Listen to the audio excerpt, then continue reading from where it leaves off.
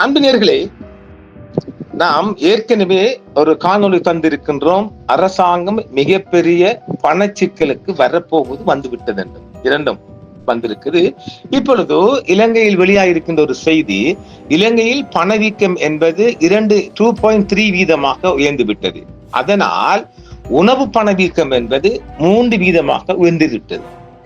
ஆக எதிர்காலத்தில் நாளாந்த உணவுப் பொருட்களின் விலைகள் அதிகரிக்க கூடும்.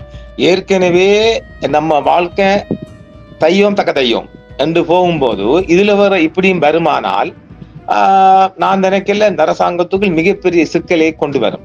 ஆக பணவீக்கமும் உச்சந்தலையை தொட போகுது. உணவுப் பொருட்களின் விலை ஏற்றம் இது ஏறப்பு. நாம் ஏற்கனவே சொல்லியிருந்தோம், வளைகுடா யுத்தம் ஒன்று ஏற்படுமானால் மிகப்பெரிய அவல நிலை இலங்கையில் தான் முதல் பாதிக்கும். ஏனெனில் எரிபொருட்கள் ஒரு மாசத்துக்கும் தாக்கு பிடிக்காது. அந்த வகையில இப்பொழுது தானாகவே உள்ளூர் அதை நாம பல தடவை சொல்லி இருக்கிறோம். ஏற்கனவே இருந்த அரசாங்கத்துக்கும் சொல்லியிருக்கிறோம், இந்த அரசாங்கத்துக்கும் சொல்லி இருக்கிறோம். 3 தடவை சந்திச்சும் சொல்லி இருக்கிறோம். எழுத்து மூலம் சிங்கள மொழி மூலம் கொடுத்திருக்கிறோம். இதுதான் நடக்கும். நாம் ஏற்கனவே கொடுத்ததுதான். இவங்க IMF உலகத்துல சந்திர மண்டலம் சென்று மேல்வானம் சென்று கூட இவங்க கடன் அடிப்படையில வாழ்க்கையை ஓட்ட முடியாது. ஏனெனில் உள்ளூர் உற்பத்திகள் நீங்க அதிகரிக்கப்படவில்லை என்றால் இந்த நாடு ஒருபோதும் முன்னேற முடியாது என்று நாம் தொடர்ந்து சொல்லி வருகின்றோம். கிட்டத்தட்ட ரணில் பதவியேற்ற காலம் தொட்டு இன்று வரையும் நாம் சொல்லுவது வடகிழக்கில் வளங்கள் குவிந்து கிடக்கின்றது. அதை பிரயோசனப்படுத்துறதுக்கு இவங்க விடுறாங்கல்ல ஒரு பக்கம். 2 பக்கம் அந்த பிரயோசனப்படுத்தக்கூடிய ரூட்டுகள், அந்த வழிகளை அங்க சொல்ல நமக்கு நிறைய ரிசர்ச் இருக்குது வடகிழக்குல. அதை இந்த அரசாங்கத்துக்கு பயன்படுத்த தெரியல. முதலாவது பிரச்சனை. சொன்னாலும் அது புரியுதில்லை. 2ஆம் பிரச்சனை. சரி, பணத்தை யாராவது கொண்டு வந்தாலும் அதுக்கு வடகிழக்குல மிகப்பெரிய முட்டுக்கட்டை இருக்குது. அது ஒரு புறம் இருக்கு.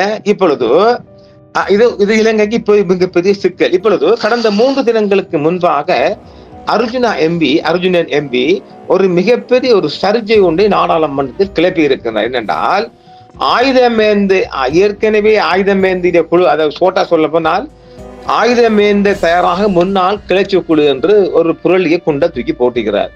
இதை இப்ப அரசாங்கத்துக்குள்ள நிறுக்கிறாங்க. அப்படி யாரும் இல்லை. என்னால் இவர் நாடாளுமன்றத்தில் பேசுகின்ற விடயங்கள் அதை ஒன்றும் பண்ணல. அது சிஐடியால ஒன்றும் கேட்க முடியாது. பொது மேடைகள்ல இப்படி வேற ஏதாவது பேசுவார் என்றால் அவங்க அழைத்து கேட்கலாம். இது எப்படி, எந்த அடிப்படையில, எந்த வகையில இதை சொல்ல வராங்க என்று. அந்த வகையில நாடாளுமன்றத்தை பேசிய பேச்சான் இது.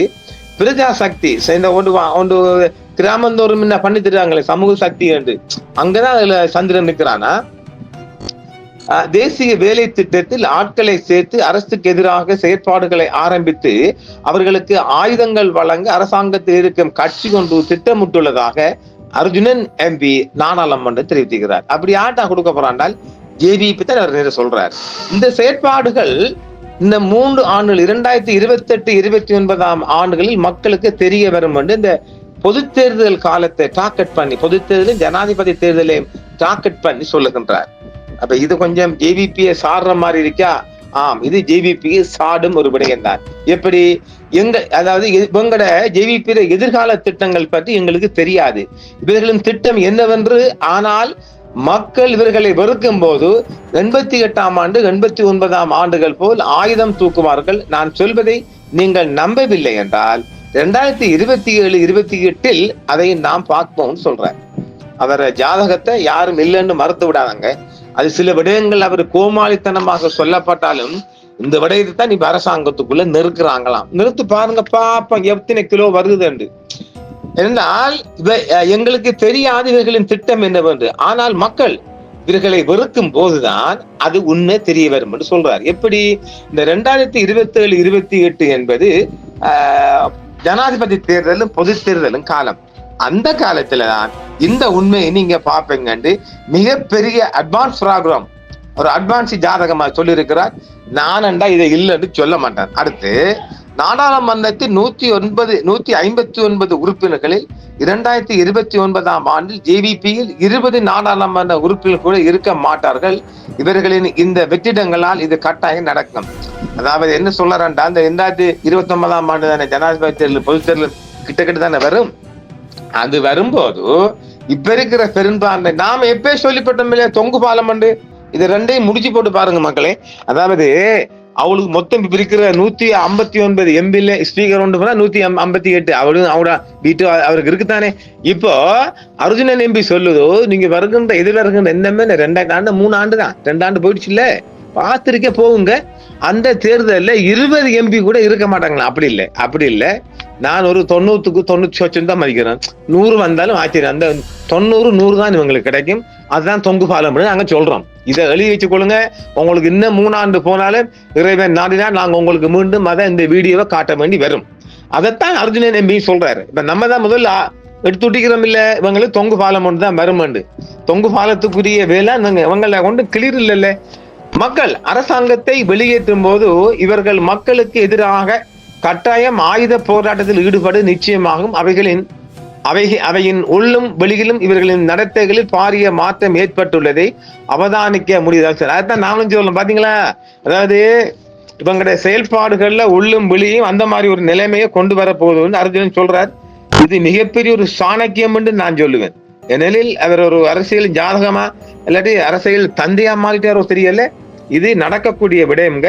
இப்ப இல்லாட்டி 20 எம்பி இல்ல, அவங்க 90 100க்குள்ளான் எம்பி வருவாங்க. இதை குறிச்சு வச்சுக்கொள்ளுங்க. ஆட்சி அமைப்பதற்கு நாங்க ஏற்கனவே சொல்லியிருக்கோம்ல, பல தடவை நான் சொல்லி வரேன், சிறிய கட்சிகளை கொண்டு ஆட்சி அமைப்பார்கள். ஆக ஒரு ஜேவிபியின் ஒரு கள நிலவரத்தை முன்கூட்டியே அர்ஜுனன் எம்பி தந்திருக்கிறார். அது ஒரு விடை. இப்ப அந்த பணச்சிக்கலை முடின்னு சொல்லுவோமா, அந்த நாடு இப்ப என்ன செய்யறாங்கன்னா, வெளிநாட்டுக்கு மக்களை ஏற்றுக்கு எந்த வருமானம் இல்லை தானே. இப்ப $1 வேணுமெண்டா இருக்கிற இளைஞர்கள் எல்லாம் வெளிநாட்டுக்கு ஏற்றுவோம்னு ஏற்றப்படுறாங்களாம். பாருங்கள், 2026ஆம் ஆண்டில் சுமார் 3,10,000 இந்த ஆண்டுல 3,10,000 இளைஞர்களை வெளிநாட்டு வேலை வாய்ப்புகளில் பணியமர்த்த இலங்கை நிர்ணயித்துள்ளதாக வெளிநாட்டு அலுவல்கள், வெளிநாட்டு வேலை வாய்ப்பு மற்றும் சுற்றுலாத்துறை அமைச்சின் கீழ் இயங்கும் இலங்கை வெளிநாட்டு வேலை வாய்ப்பு பணியகம் தெரிவித்திருக்கின்றது. அதன்படி குறித்த எண்ணிக்கையில் அதிகளவான தொழிலாளர்கள், அதாவது 77,500 பேர் குவைத்துக்கும், அமீரகத்துக்கு ஐக்கிய ராஜ்யத்துக்கு 63,500 பேரும், கட்டாருக்கு 44,000 பேரும், சவுதிக்கு 31,000 பேர் அனுப்புறது ரெடியா இருக்கிறாங்க. இப்படியோ நாட்டில் உள்ள எல்லாரையும் அனுப்பிடுங்க, உங்களுக்கு $1 வரும், நல்லா இருக்கு, நாடு முன்னேறும். நாடுகளுக்கு இடையிலான புரிந்துணர்வு ஒப்பந்தங்களின் கீழ் முன்னெடுக்கப்படும் வேலை திட்டங்களின் ஊடாக இந்த ஆண்டில் இஸ்ரேலுக்கு 15,000 பேரும், ஜப்பானுக்கு 12,500 பேரும், தென்கொரியாவிற்கு 6,000 பேரும் அனுப்ப திட்டமிட்டுகிறாங்க. அது வேறு. இதேவேளை கடந்த ஆண்டில் 3 லட்சம் வேலை வாய்ப்புகள் இலக்கு வைக்கப்பட்ட போதிலும் இந்த இலக்கை தாண்டி 3,10,000க்கும் அதிகமான மக்கள் நாட்டை விட்டு கிளம்பி இருக்கிறாங்க. அப்ப ஒவ்வொரு வருஷம் இப்படி ஒரு 3,4 லட்சம் போனால் இங்க நல்லது கெட்டது நடக்கிறது குடும்பத்துல யாரும் இருக்க மாட்டாங்க. இதையும் பார்த்துக்கொள்ளுங்க. அப்ப இதன் மூலம் என்ன நடக்கும் என்றால், மக்களின் மக்களின் குழந்தை பிறக்கும் வீதம் குறையும் என்று ஒரு கருத்து சொல்லப்படுது. அந்த மாதிரி வெளிநாட்டுல பார்த்து இங்க என்ன குழந்தை பிறக்க போகுது. எனவேதான் இந்த வேறு சம்பவங்கள் இந்த நாட்டுக்குள்ள அத்துமுறுவதற்கான காரணங்களும் ஒரு காரணம். பாருங்க, ஒவ்வொரு வருஷம் 3,4 லட்சம் டார்கெட். இது வேற ஐரோப்பிய நாடுக்கு போற கணக்குல, இதெல்லாம் மிடில் ஈஸ்டுக்கு போறார்கள் தான். இது அது ஒரு புறம் இருக்கு. 25ஆம் ஆண்டில் இலங்கைக்கு 8,000 மில்லியன் அமெரிக்க டாலர்களுக்கும் அதிகமான புலம்பெயர் வருமானம் கிடைத்துள்ளது. அப்ப கடந்த ஆண்டில் 8,000 மில்லியன் என்றா இந்த முறை 10,000 மில்லியன் வந்துருமா? வெளிநாட்டுக்கு மக்களை ஏற்றி $1 மட்டும் பார்க்க போறாங்க. வேற உள்ளூர்ல எந்த முன்னேற்றமும் கிடையாது. இப்ப சரிதானே நாட்டுக்கு. இதேவேளை இந்த ஆண்டின் ஜனவரி மாதம் மாத்திரம் இதுவரை 20,484 தொழிலாளர்கள் வெளிநாட்டு வேலை வாய்ப்புக்காக சென்றுள்ளதாகவும் பணியகம் தெரிவித்திருக்கின்றது. அது ஒரு புறம் இருக்கு. வேலை வாய்ப்பு திண்டாடுற உச்சகட்டத்தை பார்ப்போமா? ஜனாதிபதி செயலகத்துக்கு முன்பாக ஆசிரியர் அபிவிருத்தி உத்தியோகர்கள் குழு ஒன்று நிரந்தர ஆசிரியர் நியமனத்தை வழங்குமாறு சத்தியாகிரக போராட்டத்தை ஆரம்பித்திருக்கிறாங்க. இதன் காரணமாக போலீசாருக்கும் போராட்டக்காரர்களுக்கும் இடையே பதற்றமான சூழல் நிலவி வருகின்றது, தொடர்ந்து வருகின்றது. கோல்பர்ஸ்ல நேற்று முன்தினம் அவர்கள் நீதியின் மரணம் என குறிப்பிட்டு சவப்பெட்டி ஒன்றை எரித்ததுடன் அதனை உடனடியாக அகற்றுமாறு போலீசார் தெரிவித்தனர். மேலும் நடைபாதையை மறைத்து உண்ணாவிரதம் மேற்கொள்வதற்கு போலீசார் எதிர்ப்பு தெரிவித்த நிலையில் போராட்டக்காரர்களுக்கும் போலீசாருக்கும் இடையே குழப்பமான சூழ்நிலை ஏற்பட்டுள்ளது. 7 ஆண்டுகளாக பாடசாலைகளில் கற்பித்த தங்களை நிரந்தர ஆசிரியர்களாக நியமிக்க வேண்டும் என்று கோரி கடந்த 26ஆம் தேதி முதல் இன்றைய 5 தினங்கள் காலை முதல் ஜனாதிபதி செயலகத்தின் முன்பாக சத்தியாகிரக போராட்டத்தை தொடங்கி இருக்கிறாங்க, நடந்து வருகிறது. எனினும் இதுவரை பதில் இல்லாத காரணத்தினால் 4 போராட்டக்காரர்கள் சாகும் வரை உண்ணாவிரத போராட்டத்தை தொடங்கி இருக்கிறார்கள். ஜனாதிபதி செயலகத்துக்கு முன்பாக நிரந்தர வேலை வாய்ப்பு கோரி உண்ணாவிரத போராட்டத்தை ஆரம்பித்த 4 பேரில் 2 உடல் மோசமடைந்த நிலையில் வைத்தியசாலைக்கு அனுமதிப்பட்டிருக்கிறாங்க. எமர்ஜென்சி 1990 என்ற ஆம்புலன்ஸுக்கு அடிச்சு அவங்களை கொண்டு வார்டை நிப்பாட்டி ஆச்சு. இப்ப இத ஜனாதிபதி சற்று பயந்துக்கிறாங்க போல இது ஒரு பேச்சுவார்த்தை அழைச்சிருக்கிறாங்களாம். இப்ப இது என்ன பிரச்சனை என்றால் தொழில், இப்ப இலங்கையில தொழில் பிரச்சனை வருகிறது. படிச்சவங்கள பட்டதாரிக்கும் வேலை இல்ல, சும்மா இருக்கிறவனுக்கும் வேலை இல்லை என்று வரும்போது இன்னும் மக்கள் கிளர்ச்சி எழும்ப வாய்ப்பு இருக்குது. அதற்காகத்தான் இவங்க இந்த பயங்கரவாத சட்டத்தை வேறு திசையில கொண்டு வச்சுக்கிறாங்க அடக்கிறதுக்கு. அடக்க பிடிச்சாங்க என்றால் ஆட்சிக்கு ஆபத்து. இப்ப தொழிலுக்கும் இவங்க எவ்வளவு வழிவ செய்திருந்தும் இவங்க இந்த ஆட்சியும் கடந்த ரணில் ஆட்சியும் அடம் பிடித்து கொண்டு ஒரு விதமான வழியில போய்கொண்டிருக்கிறார்கள். பணச்சிக்கல் தொடர்ந்து வந்து கொண்டிருக்குது. பணவீக்கம் அதிகரித்தால் நாட்டுக்குள்ள மீண்டும் மிகப்பெரிய ஏற்கனவே வறுமை நிறம் சிவப்பண்டா அதையும் தாண்டி வறுமை தலைவிரிச்சு அடப்போகுது. அப்ப குடியாவரம் கூடுமா, கொள்ளைக்காரன் கூடுவானா, கள்ளன் கூடுவானா, இதெல்லாம் அரசுக்கு பெரிய சிக்கலை ஏற்படுத்த போகுது என்பது ஒரு கருத்து வெளியாகும் செய்தியை காவி வந்து தந்திருக்கிறோம்.